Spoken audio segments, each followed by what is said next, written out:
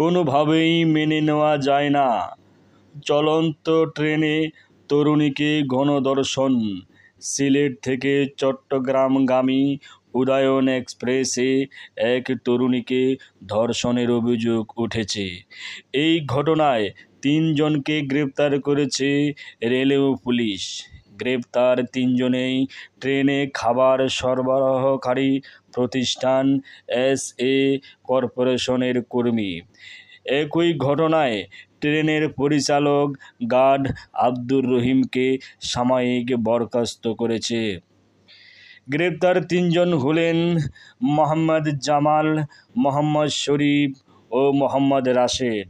বুধবার ভোর 4:30টায় এই ঘটনায় ঘটে। চলন্ত ট্রেনটি ওই সময় লাকসাম এলাকায় পার হচ্ছিল। ভোরে এই ঘটনা ঘটলেও বিষয়টি জানাজানি হয় সন্ধ্যার পর। উদয়ন এক্সপ্রেস সিলেট থেকে মঙ্গলবার রাত 10টায় চট্টগ্রামের উদ্দেশ্যে ছেড়ে আসে।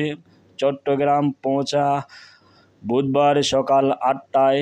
রেলওয়ে পুলিশ তথ্য অনুযায়ী 20 বছর বয়সী এক তরুণীকে উদয়ন এক্সপ্রেস করে চট্টগ্রাম আসছিলেন। তিনি ভৈরব থেকে উঠে খাবার বগিতে অবস্থান করেছিলেন। ওই সময় খাবার সরবরাহকারী প্রতিষ্ঠানের কয়েকজন কর্মী তরুণীকে প্রথমে উত্ত্যক্ত এবং পরে ধর্ষণ করেন বলে অভিযোগ করেছেন। ওই তরুণীর আত্মীয়দের সঙ্গে ভৈরবে থাকেন। তার বাড়ি বান্দরবনে।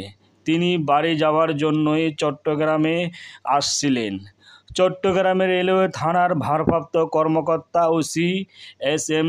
শহীদুল ইসলাম বলেন, উদয়ন এক্সপ্রেসের খাবারের বগিতে এক তরুণীকে ধর্ষণের অভিযোগে 3 জনকে গ্রেপ্তার করা হয়।